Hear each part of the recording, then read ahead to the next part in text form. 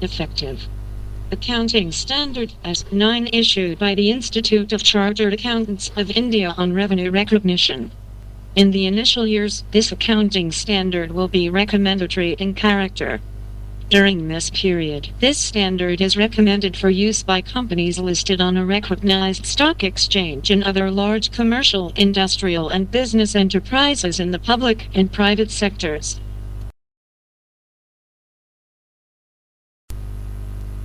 Introduction. Para 1. This statement deals with the basis for recognition of revenue in the statement of profit and loss of an enterprise. The statement is concerned with the recognition of revenue arising in the course of the ordinary activities of the enterprise from the sale of goods, the rendering of services, and the use by others of enterprise resources yielding interest, royalties, and dividends.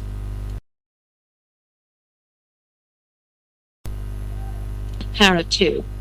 This statement does not deal with the following aspects of revenue recognition to which special considerations apply. 1. Revenue arising from construction contracts. 2. Revenue arising from hire purchase lease agreements. 3. Revenue arising from government grants and other similar subsidies. 4. Revenue of insurance companies arising from insurance contracts. Para 3. Examples of items not included within the definition of revenue for the purpose of this statement are: 1. Realized gains resulting from the disposal of and unrealized gains resulting from the holding of non-current assets, e.g. appreciation in the value of fixed assets. 2. Unrealized holding gains resulting from the change in value of current assets and the natural increases in herds and agricultural and forest products. 3. Realized or unrealized gains resulting from changes in foreign exchange rates and adjustments arising on the translation of foreign currency financial statements. 4. Realized gains resulting from the discharge of an obligation at less than its carrying amount. 5. Unrealized gains resulting from the restatement of the carrying amount of an obligation. Definitions. Para 4. The following terms are used in this statement with the meanings specified. Para 4.1 Revenue is the gross inflow of cash, receivables, or other consideration arising in the course of the ordinary activities of an enterprise from the sale of goods, from the rendering of services, and from the use by others of enterprise resources yielding interest, royalties, and dividends. Revenue is measured by the charges made to customers or clients for goods supplied and services rendered to them, and by the charges and rewards arising from the use of resources by them. In an agency relationship, the revenue is the amount of commission and not the gross inflow of cash, receivables, or other consideration. Para 4.2 Completed service contract method is a method of accounting which recognizes revenue in the statement of profit and loss only when the rendering of services under a contract is completed or substantially completed. Para 4.3 Proportionate completion method is a method of accounting which recognizes revenue in the statement of profit and loss proportionately with the degree of completion of services under a contract. Explanation. Para 5. Revenue recognition is mainly concerned with the timing of recognition of revenue in the statement of profit and loss of an enterprise. The amount of revenue arising on a transaction is usually determined by agreement between the parties involved in the transaction. When uncertainties exist regarding the determination of the amount or its associated costs, these uncertainties may influence the timing of revenue recognition.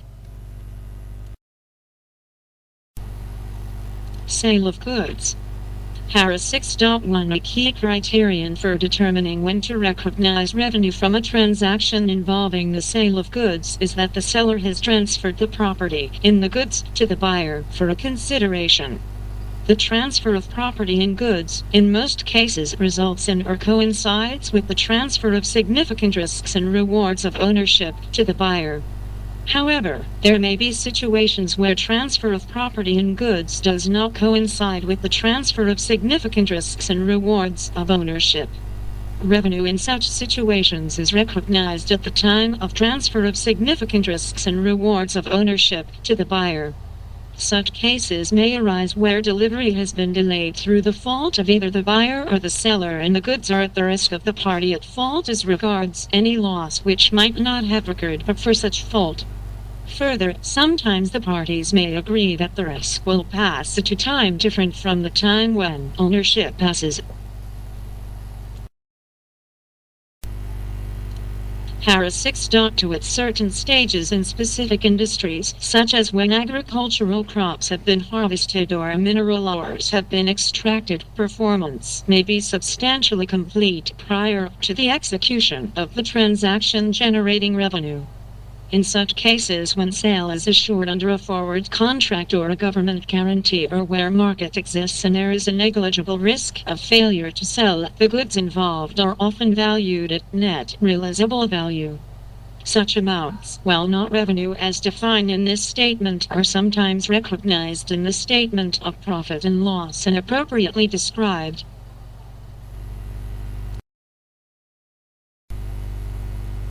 Para 7. Rendering of services.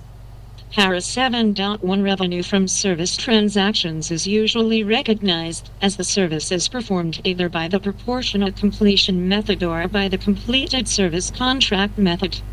1. Proportionate completion method performance consists of the execution of more than one act. Revenue is recognized proportionately by reference to the performance of each act. The revenue recognized under this method would be determined on the basis of contract value, associated costs, number of acts, or other suitable basis. For practical purposes, when services are provided by an indeterminate number of acts over a specific period of time, revenue is recognized on a straight-line basis over the specific period unless there is evidence that some other method better represents the pattern of performance.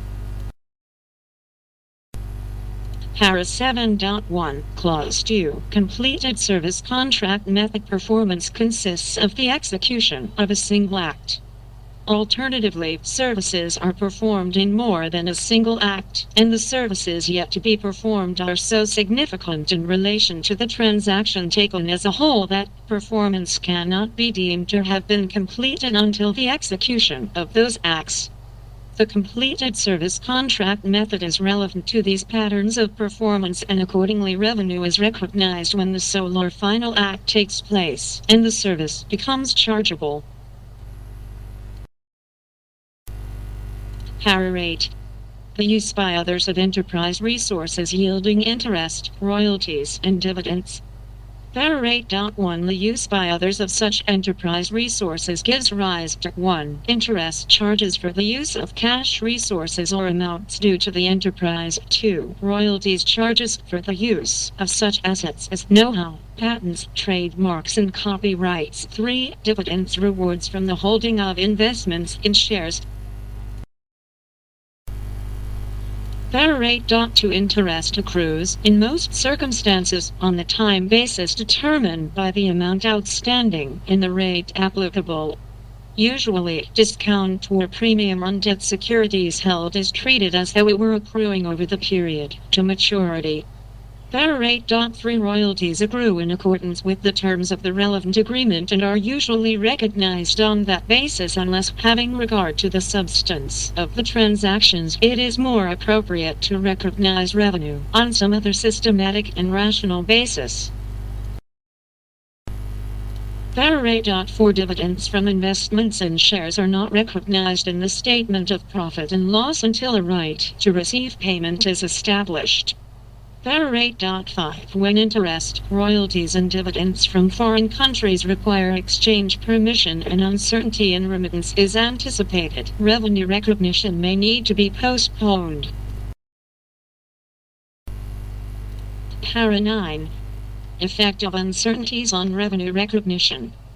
Para 9.1 Recognition of revenue requires that revenue is measurable and that at the time of sale or the rendering of the service it would not be unreasonable to expect ultimate collection. Para 9.2 Where the ability to assess the ultimate collection with reasonable certainty is lacking at the time of raising any claim, e.g., for escalation of price, export incentives, interest, etc., revenue recognition is postponed to the extent of uncertainty involved. In such cases, it may be appropriate to recognize revenue only when it is reasonably certain that the ultimate collection will be made. Where there is no uncertainty as to ultimate collection, revenue is recognized at the time of sale or rendering of service, even though payments are made by installments. Para 9.3 When the uncertainty relating to collectibility arises subsequent to the time of sale or the rendering of the service, it is more appropriate to make a separate provision to reflect the uncertainty rather than to adjust the amount of revenue originally recorded. Para 9.4 An essential criterion for the recognition of revenue is that the consideration receivable for the sale of goods, the rendering of services, or from the use by others of enterprise resources is reasonably determinable. When such consideration is not determinable within reasonable limits, the recognition of revenue is postponed. Para 9.5 When recognition of revenue is postponed due to the effect of uncertainties, it is considered as revenue of the period in which it is properly recognized. Accounting Standard. Para 10. Revenue from sales or service transactions should be recognized when the requirements as to performance set out in paragraphs 11 and 12 are satisfied, provided that at the time of performance it is not unreasonable to expect ultimate collection. If at the time of raising of any claim it is unreasonable to expect ultimate collection, revenue recognition should be postponed. Para 11. In a transaction involving the sale of goods, performance should be regarded as being achieved when the following conditions have been fulfilled. 1. The seller of goods has transferred to the buyer the property in the goods for a price, or all significant risks and rewards of ownership have been transferred to the buyer and the seller retains no effective control of the goods transferred to a degree usually associated with ownership. And 2. No significant uncertainty exists regarding the amount of the consideration that will be derived from the sale of the goods. Para 12. In a transaction involving the rendering of services, performance should be measured either under the completed service contract method or under the proportionate completion method, whichever relates the revenue to the work accomplished. Such performance should be regarded as being achieved when no significant uncertainty exists regarding the amount of the consideration that will be derived from rendering the service. Para 13. Revenue arising from the use by others of enterprise resources yielding interest, royalties, and dividends should only be recognized when no significant uncertainty as to measurability or collectibility exists. These revenues are recognized on the following bases. 1. Interest, on a time proportion basis taking into account the amount outstanding and the rate applicable. 2. Royalties, on an accrual basis in accordance with the terms of the relevant agreement. 3. Dividends from investments in shares, when the owner's right to receive payment is established. Disclosure. Para 14.